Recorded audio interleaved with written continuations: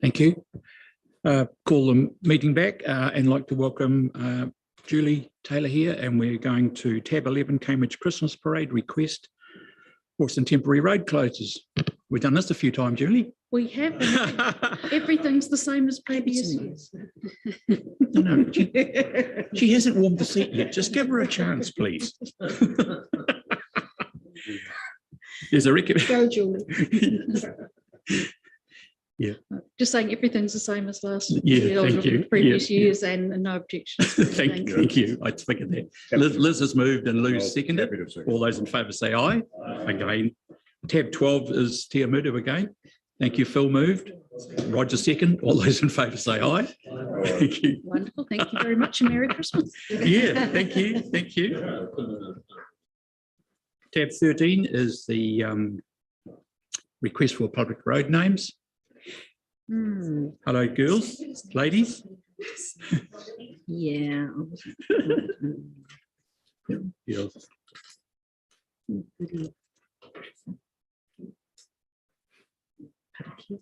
Just press your little button there. Yep. It's the one. Sorry, first time in person. Yes. Hi, I'm Eva. I'm the Senior Development Engineer. So I'm here to present you the public road names. There's a few of them. I take the report as read and happy to take any questions if there are any. Thank you. Liz. Yeah, thank you. Hey, look, very supportive of the recommendations and the suggestions there. I guess I just want to ask a question around a request that went through the Cambridge Community Board for another road name on behalf of Don Durand at some point. So I was just wondering when that might come to us. So usually it's the developers that provide us with the road names. So I'm quite happy to suggest that road name for any next ones that come in. And then we can see whether they will take that on board, but I don't see any problem. Was there any particular Cambridge Community Board meeting that was discussed then? Yes, yes, the last one. The last one. Yeah, okay, perfect. Yeah. I just wanted to stay on someone's radar so that when the opportunity comes up that we take that opportunity. So thank you. Will do. Oh, okay. Oh, Phil, thank you. Thank you, Mr. Chairman. And just following on from that too, I've mentioned in this discussion before, the Pat Allen, so the Allen family have requested a road in the Cambridge area to be named after her. So Kevin Honus, and as the developer, and working with him on that, was asked to talk to him about it, and Pat Allen being one of our mayors. So, Pat Allen, perfect. Yeah. Well, that can be kept in your mind as well. Yeah, thank you. Was that in the Cambridge North area particularly? Yes. Yeah. Thank you. C1. Yeah, perfect. We do have a very strict process for these. So whether we, how can I put it? I quite like them to go through the community board process. I think that works really well. So that would be my suggestion. And I think, Dawn, I mean, you can provide, if that's appropriate or not, perhaps, but that's what I think might work well. With the new policy, the process changed a little bit, so we don't go through community boards anymore, but we can always suggest those names to developers when it comes to the road naming, and if they take them on board, yeah, that's great. Bill. Just maybe it would be good if you just outlined what the new process was, because my understanding is that the list goes to Ngāiwi Tōpū, and Ngāiwi Tōpū looks at the lists as well. So is that still in there if the community board's not part of it? So we don't have the pre-approved list anymore. There used to be a pre-approved list of road names that developers could pick from, but they never really did pick from those names and came up with their own suggestions. So the new process came with the new policy that was adopted in 2021. And the process is that the road names need to comply with the new road naming policy. And then the consultation with the relevant iwis need to be undertaken, and then the road names come to us, and we present it at the committee meeting. Kia ora. Yeah, thanks, Eva. Andrew. Thank you. Thanks, Graham. Look, I just want to say that new process that this was instrumental in putting in place seems to be working really well from what I've got coming here. So That's great, and I'm happy to move the recommendation. Thank you, Andrew. Is a second, please, Lou? Any further? I'll put it. All those in favour say aye. Against? Carry. you. Thank you very much. Tab 14, Waipa Community Facilities Trust, end of the year report. Welcome, Sally. Kia ora tātou. This morning, I'd like to briefly introduce the Waipa Community Facilities Trust end of year report to the 30th of June 2022. We have both Move Guide and Matt Horn here to present to you today, and they'll provide an overview of their key points as both the year-end report and the presentation are included within your agenda. However, before I hand over to the two gentlemen, I'd really like to recognise the significant contribution Move has made to the Waipa Community Facilities Trust and the operation of our district's pools. Move has been on the trust for 9 years, and the next AGM will be his last, along with Mike Lord and Mike Livingston. So from my relatively short dealings with Move at my time here at Waipa, he has always had our community at the centre of what the Trust does, and has guided Matt and his team through some fairly challenging times over the last couple of years. So I personally wanted to thank Move for his contribution, and we really appreciate what has been done with the district pools during his time. I appreciate that members of the committee may also like to share their appreciation, but let's hand over to Move and Matt to provide an overview of his report first. Thank you. Welcome, Move. Matt, good to see you both.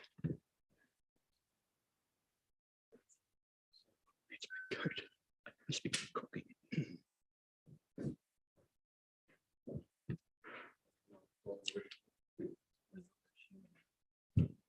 Morning. Having us, and thank you, Sally, for the words. We'll probably have to use all our profit to have something we believe. So. Matt. Yeah, just going to say, pull that around. Sorry about that. Yeah, so we'll probably break the bank, giving Mike and the two mics something nice to go away with. But thank you for inviting us here. I'll present on most of the non-financial report, just an overview. I know everyone's had the reports for about a month or so, and Move will just talk on a little bit about the financials and how we relate that back to the community. Obviously last year was a big harsh year for everybody here. COVID hit us and the facilities had to mandate themselves. Otherwise we would have been allowed 25 people at any one stage, and we managed to get that to 100, which wasn't very good over Christmas either, as well as trying to run their services. So the key points where we're well down on visitor numbers across the board, where we now have 2 facilities, which we expect to have significantly more than just one facility. And unfortunately that didn't happen, but onwards and upwards this year. And hopefully we can track a bit better and get our services out into the community again. So we had 232,000 people, or just over, through the facilities over the last 12 months, which is down about 30,000, or just over 30,000, 20,000, sorry, from 254 last year. As a total visitors, the aquatic centre is down. This is the TA side. Livingstone Aquatics is down about 50,000 people, or 48,000. Sorry, I didn't do just the event centre itself. That was down almost 96,000, or just over 96,000. So you can see the impact that COVID's had, not only on our gym membership over that period. We dropped about 211 people, members exactly over that period, which is quite a significant income stream for us. And Learn to Swim was heavily challenged as well. And our programs to the community that we got funding for were put on hold, or we gave some of that funding back because we couldn't deliver due to the COVID. Matt, is that membership coming up now that we're kind of away from masks? We're almost about 140 increase since then. Oh, good. So over the last 5 months, we've managed to maintain and increase it by 140. So our membership's sitting around the 800 mark, whereas it dropped below 700. Okay. Did you have a question? Just on that gym membership, did you get any feedback from people as to why they were not renewing their memberships? You know, is it hard financial times or? Yeah, so there was two main reasons for that. One was obviously a lot of people didn't want to be vaccinated. And the other one was the money as well. So we also put it on hold. And when we could open, we were still keeping it on hold because we couldn't open up all services. So we were actually giving the service away for free. And so the ones that wanted to stay and use, they would use it. But we're also restricted down to maximum of 40 people at any one time. And at peak times, we would have a class with 40 in it. So things like that. So it was challenging times. But we also had to consider, we got a cafe that we had to allow people to attend. And obviously the aquatic side that we had to attend, as well as Cambridge. On the Cambridge side, unfortunately, all the amenities are indoors, but we could have had more at Cambridge if we had the outside pool and had amenities outside and we could separate them. But that also restricted us to having 100 there as well. So trying to keep the Learn to Swim program as priority affected a lot of our regular users, and so they didn't have access or reduced hours and things like that. So yeah, we're juggling a number of balls, just like every department throughout council as well. But I suppose the plus side of that is we managed to get a lot of government funding to subsidise that, so it didn't cost the ratepayer as much as it should, and we were able to actually reduce some of that payment or the operational funding for a quarter of that during that period, which the trust agreed to, and because we got the reimbursement from the government. Yeah, so you can see that the Cambridge and the class numbers, we just couldn't run any classes. They're normally quite popular due to distancing and health reasons. The stadium was probably the most affected. You just couldn't run anything there. There was no way of controlling it. Kids don't follow rules at the best of times, so to try and get them to then operate and do the things that they wanted to do. So the stadium was probably, out of all our services, the stadium was the most affected for us.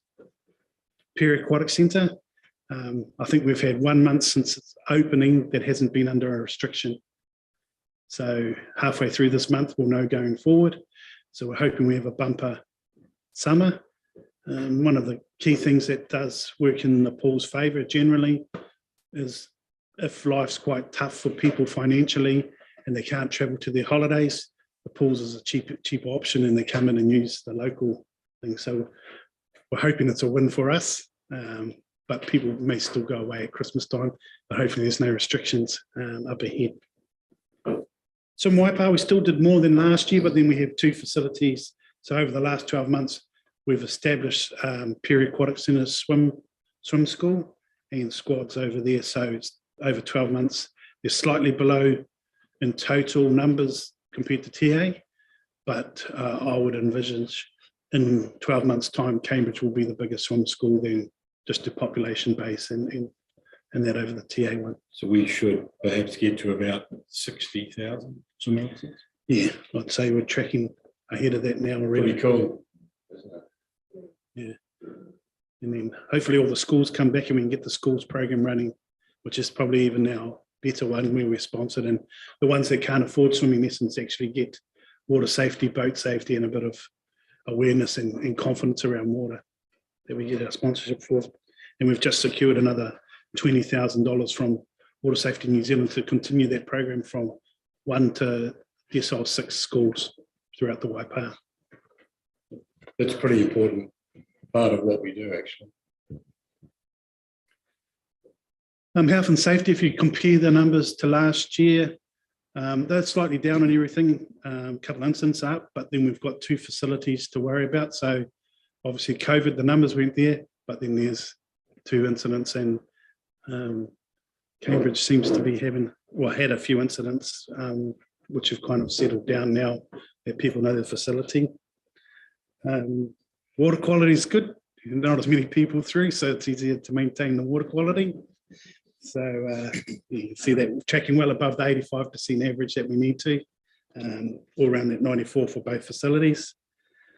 I'm hoping the trend is the same for you as it was for us. The feedback last year, a lot of complaints due to COVID and the stresses and strains on families, and whether mandated and weren't mandated. So a lot of our feedback was quite negative. I think it was just the state of the nation at the time. So hopefully that'll change around. So compliments were down. Valid complaints were up, and non-valid complaints were up, but they could be considered valid if you were taking into account the mandates and things like that. Still managed to do some capital renewals over that time though. We had pump replacement, we put acoustic panelling if anybody went into the new Cambridge facility. The fantastic ASB Community Centre, while it was good, had no acoustic panelling, so it was quite a terrible space to be in, bounce off the wall. So we put acoustic panelling in there in the staff room so staff could have a bit of a quiet time there. We put a new dosing system over on the TA side to help control our pH in the water. There's a few vehicle replacements from us. And we also, instead of having the old sails that used to be over the old pool in the Cambridge and the new barbecue area, we put a hard arch goaler over the barbecue area.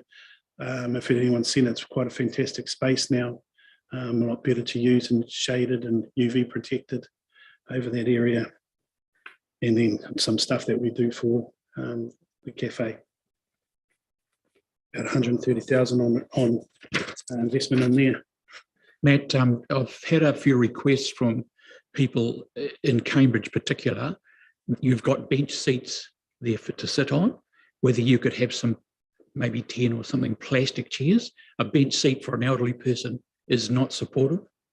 And they've just said, is it possible to have some seats like they can just sit on and, you know. Yeah, we do have some chairs there. Okay. It's depending where you want to put them. Yeah. Because the bench seats go right along both sides. Yeah. So that'll be the challenge to put it up. But I haven't received that feedback at all in any of our things. So that's nice to know. Yeah. And then we can talk with the staff to see if we can put some around. Yeah, I don't think they want a fixture. I just think that, you know, you can get $10 plastic seats. Yeah. No, just, yeah. No, good idea. I'm thinking particularly around where you have a grandparent watching the little ones and that sort of a thing. But, yeah. Hey, you'll pick it up. Yeah, I know the Noon to Swim hydrotherapy pool is quite a warm space. Yeah. So it's probably not a comfortable space for any longer than a swimming lesson. The lifeguards are just about need a fan on them constantly. Yeah. They're very complimentary with what they get there and the service that they get from the staff. So yes. Yeah, terrific. What's that? Didn't hear that.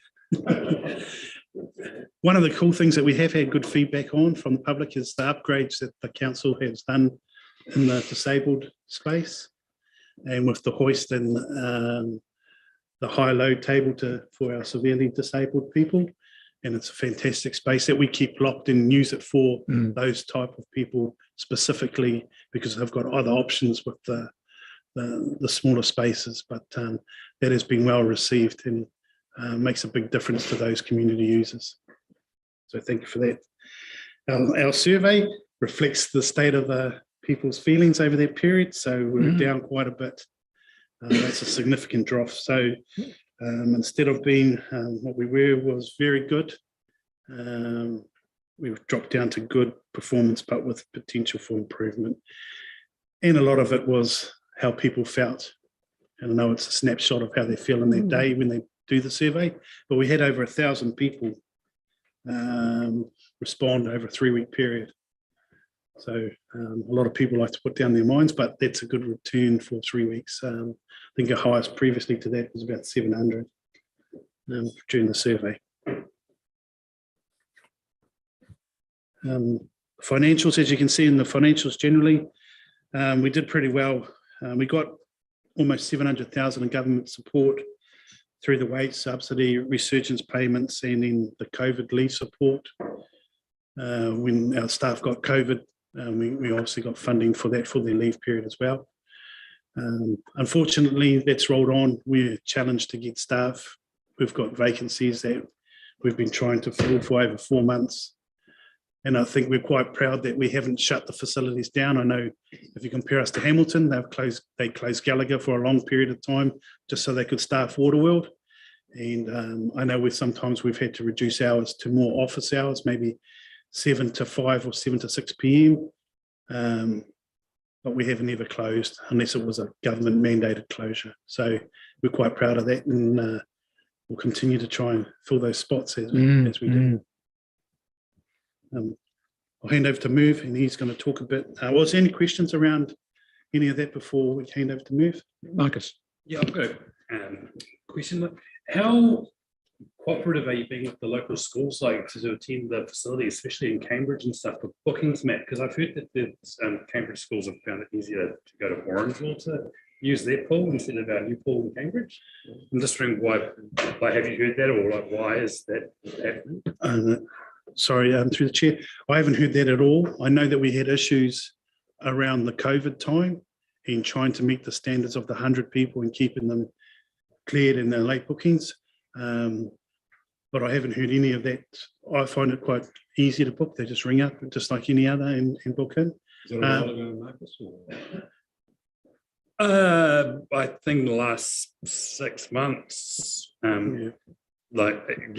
just local Cambridge schools going to Orangeville instead of using our new facility. It would depend on if we were in alert level or under red at that time instead of orange.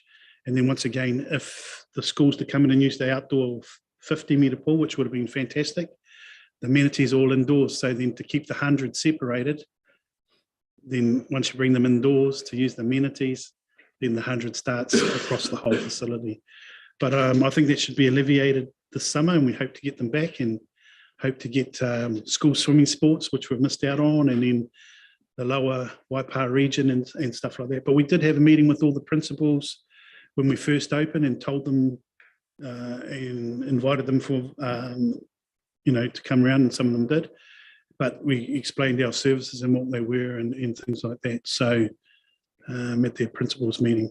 But yeah, it should be pretty straightforward. They just ring up, book in the time, give the numbers, they request what they want. And if we're not double booked or triple booked and we've got space, well, I mean, we're not going to try and turn them away. We want them in, not the other way around. Okay, so the last page of the document you have is where we seek to relate the cost of operating the facility here and in Cambridge to both users and ratepayers. So the easiest way to read this page, I think, on the left-hand column, the second to bottom left entry, 4.58 million, that's the cost to operate. And the way we arrive at that is simply we add our commercial activity, and in this case, the government subsidy we got, to the subsidy we received from the district council for operating, less the profit we made. Because the profit we make, of course, is the people of Waipa's anyway. So it cost 4.58 million to run the facility. Both facilities, both sides. So about 46% of that cost was funded by the good people of Waipa and about 54% by the commercial activities that we undertook. There were 232,141 users. So on a per user basis, the district council subsidy was $8.99. And the commercial activities that we undertook generated $10.75 to produce the overall cost per visit of $19.74. And then relating that to the ratepayer base, the number is 23,410 number of rating units. So that's a subsidy per ratepayer of $89.11 for the year. And then subsidy from the commercial activities we undertake of $106.57. So overall per ratepayer, the facility was $195.68 per annum. I think we've got the different numbers. I'm just wondering if the report that we've got perhaps hasn't been updated. That's Andy. I could tell you anything I like. Yeah. Last year's one. Which one you're recording on, the white one or PowerPoint presentation? The black one would be the last page, and I think it's the second to last page on the white one if you're looking. Sorry, if I came through the chair, if people look at 127 in terms of diligent, so on page 127 is the figures that we're referring to. Good. That's the one. So the PowerPoint that we've got in our Yes. Business purpose is not the correct one. Yeah. Yeah. They're both the same, it just depends on which report you open. Yes, I think if for the councillors, if you refer to the 127 and the report itself has all of the correct financial information, there appears to be some challenges with the presentation that's been attached to the report. So sorry for that. Okay, so have we all found the right page? Yep. We just want to check on what you told us, Merv. I'm making it all up. Yeah. We are obviously very proud of the result we put out down there, or Matt and his team put out. I'm just the guy sitting at the top table. But what's important to note, I think, is that $19.74 per visit is the cost to run the facility, funded $8.99 by the good people of Waipa and $10.75 from our commercial activity. And then on a ratepayer basis, it's $89.11 per annum based on last year's rateable units. That's provided by the good people of Waipa, and our commercial activity provided $106.57 to make up that total of $195.68. So we think that's an okay result, really. And then the last line there, I just have a bit of a, it's the accountant in me, I couldn't help myself. The equity that we've generated for the good people of Waipa amounts to about $87.38 per ratepayer. So I guess from your perspective as our significant funder, you'd be a little bit concerned if we were going backwards, but we aren't going backwards, we're going forwards. Through some very challenging times, we improved that by just under $10. Mr. Chair, Yep. I'd really like to congratulate you both for that. That's amazing. Like when we, I did background reading when the trust was set up, and generally the feedback was that any council facility operating in New Zealand for swimming mainly, that they'd be lucky if you could get a third of the cost contributed by users, or so you're over half basically, which I think is pretty outstanding. Do you try and benchmark yourself against other facilities? I think we talked about this a few years ago, and you reckon it was difficult to compare apples with apples or something, but it just sounds really outstanding what you're doing. Yeah, we used to be part of the yardstick, and then eventually a lot of the facilities throughout New Zealand stopped being on yardstick. Auckland was big enough to yardstick themselves. In some other places, Christchurch was going through the earthquake and they're building new facilities and stuff like that. But to compare, and I have to admit, I live in Hamilton, the facilities in the Waipa region are far superior. And to think of the population base that we've got, to the facilities that we have, are second to none. So Taupo is slightly bigger than us, but then they got geothermal. And then, so then you can't compare apples with apples, and take away the energy cost, you might be able to look at it.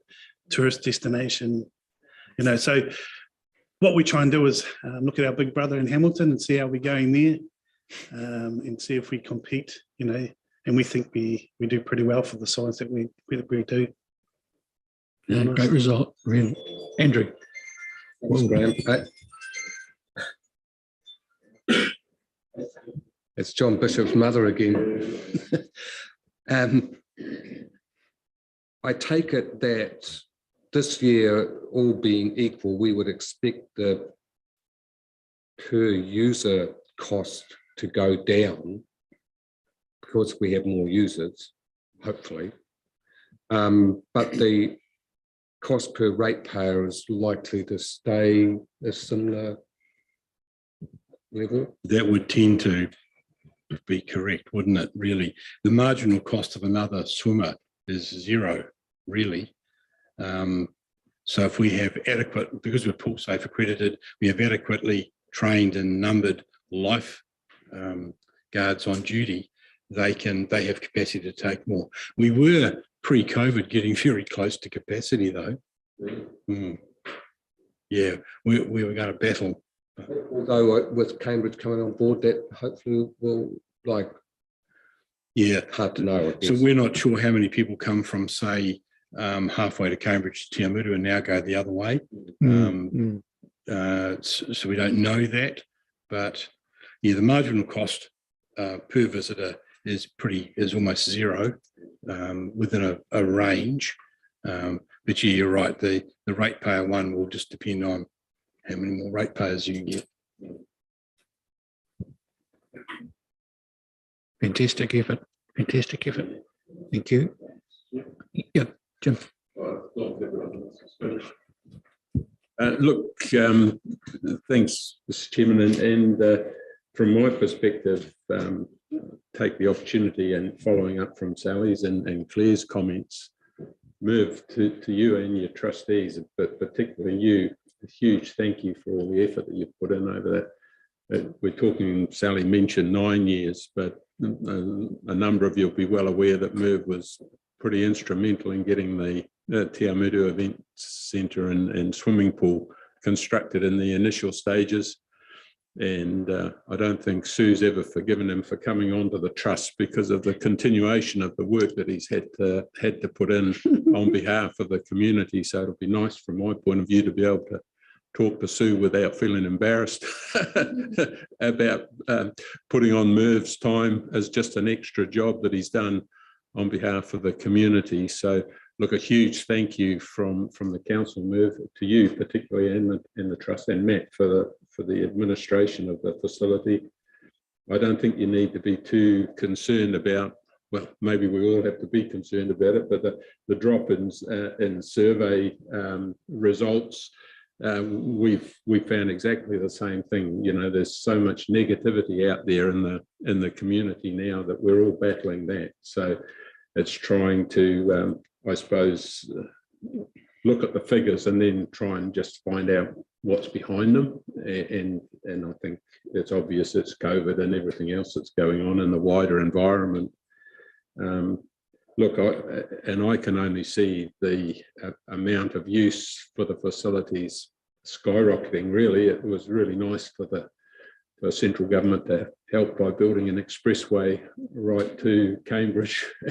I would imagine when people from Hamilton East wake up to it, hopping on the expressway and zapping down to Cambridge will be a lot easier than getting to Waterworld and through to possibly the Gallagher Centre. So yeah, maybe we've got to start putting a toll on the Hamilton ratepayers using our facility. So look, Merv, thanks very much for all of your effort, and I look forward to catching up at the dinner. But look, it's really appreciated, and I think it's the way forward for a lot of councils is to look to the community where there's a real commitment and interest in these facilities. If you can get community involvement, it's absolutely a real benefit. It's a win for the council, it's a win for the community. But I do appreciate the extra work that it puts on people such as yourselves. So a huge thank you from us. Well, thank you, Jim. I have to say that when Peter McCulloch and Jim Milcreast walked into my office in 1990, I had no bloody idea what I was letting myself into. And Susan has forgiven you, Jim, so I wouldn't worry too much about that. Look, it's been a real honour, really, to serve. So thank you. Thank you. I have to say that the gentleman on my right has been a big part of it. So thank you, Matt. Thank you both. Thank you both. So there's a recommendation there to receive the report, and I'm very happy to move it from the chair. I'm looking for a seconder, please. Thank you, Jim. All those in favour say aye. Aye. Against, carried. Thanks a million, guys. Do you want these moved?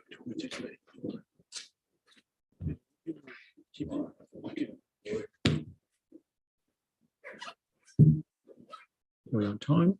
Tab 15. Cambridge Northern Town Belt Planning Project. And we've got people zooming in. Anna McElray and Paul Wilson. Oh, just Anna. Matt, welcome you.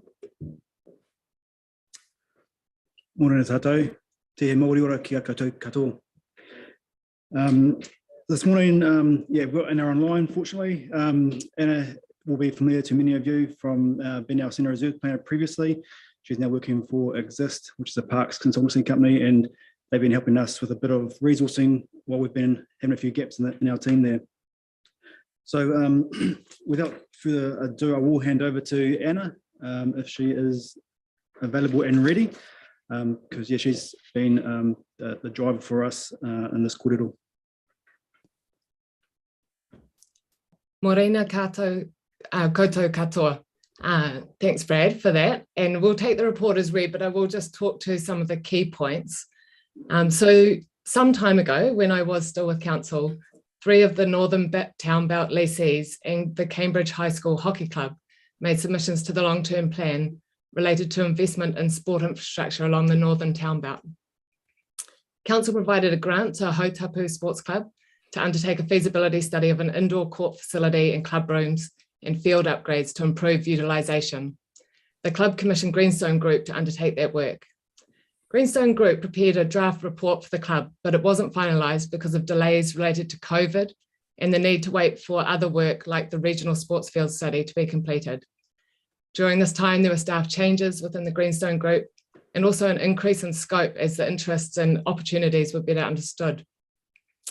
So earlier this year, once the COVID restrictions were removed and enabled face-to-face meetings, we brought the lessees, Cambridge High School, Greenstone Group, Sport Waikato and council staff together to discuss Greenstone Group's findings, examples of sports hubs and what's been done elsewhere around the country, and the options that we thought we saw for the future planning and development of this reserve land.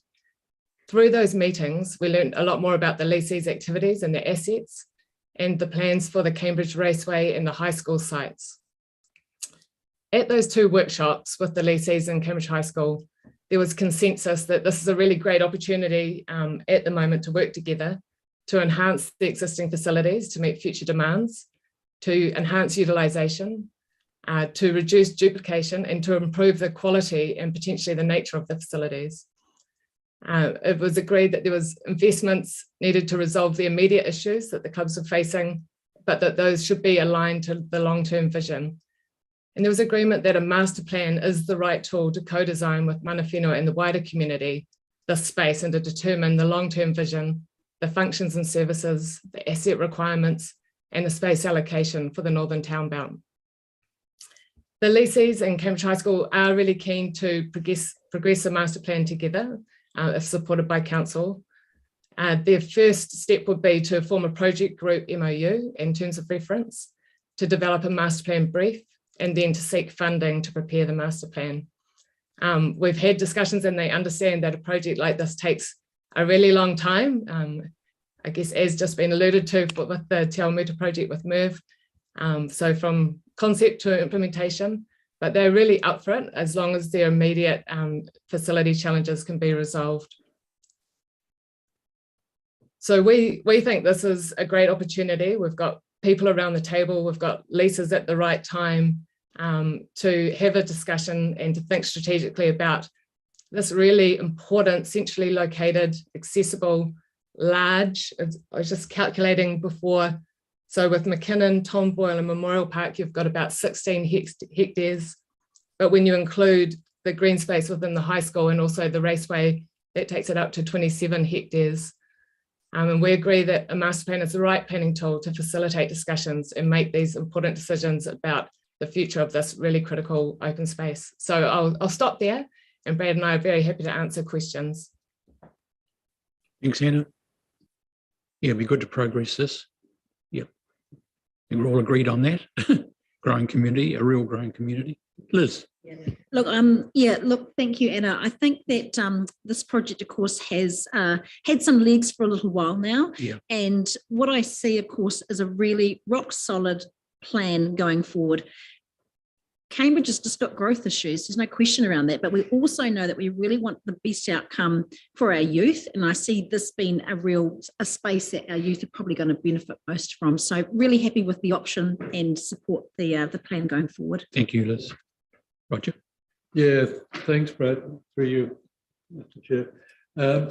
Yeah, really supportive of this. It's a facility that Cambridge does need. I just have a look at one of those bullet points, that an indoor facility does not look to be the highest priority. And that's the feedback that you've got from the particular leaseholders on the land.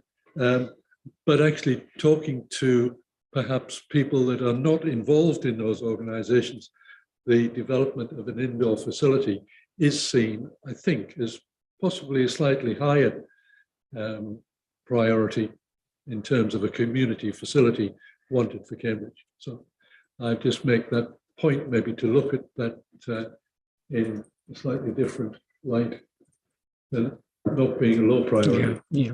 Thanks, Roger. Michael. Yeah, thanks to the chair.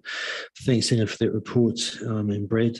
Just on page 156 of our agenda there, third bullet point down, it was 2018 that Sport Waikato Regional Sports Facility sort of last reviewed this. And that last statement there, equally a hockey turf wasn't identified as a priority in Waipa. I just struggled to sort of see how that's not an imminent risk, because at least on the other side of the swamp, we're relying totally on a private school and at the whim of their board and how they feel. And there's hundreds of children playing that game from not just Cambridge, but they're all from throughout Waipa. I struggle to see how that's, I'd like to go back and see if that is actually still relevant and whether the risk has been mitigated in some way. And it's not just board meeting to board meeting type thing or year to year. Because the people I talked to at the time, that was strongly evident through a lot of the people when I was chairing the community board, that was actually a priority for them to mitigate that risk. So I'd like some feedback on that, or at least that to be re-looked at. Thank you. Claire. Yeah, thanks, Anna and Brad. I just want to congratulate everyone involved in this. We've got collaboration across a lot of different stakeholders to get an amazing outcome. I'm really pleased to see that all this working together to see how everything aligns to achieve those outcomes that the community wants. So yes, I'm really, really pleased to see this happening, and I'm happy to move the recommendation. Thank you, Claire. Jim. Mr. Chair, just quickly on ducking to Mike's comments, I think we just don't want to limit the investigation and predetermine whether a artificial turf or a covered centre playing court centre is necessary or not. A lot's changed in the last 4 or 5 years, and I think we've obviously got to work in with Sport Waikato, but yeah, I just don't discount that as an opportunity, I suppose, would be all my comments were. Move Claire, seconded Liz. I'll put it. All those in favour say aye. Against, carried. Thank you very much. Thank you, Anna. If I could, just to the chair, just like to take the opportunity to thank Service Delivery and also formally Strategic Planning and Policy for the support of community services over the last training. So wish you all the best for your future endeavours over the next month or so, and also to the chair and those others departing. Thanks again for your mahi and aroha. Thank you. Thanks very much. Cool. Okay. Tab 16, resolution to exclude the public. Thank you, Andrew.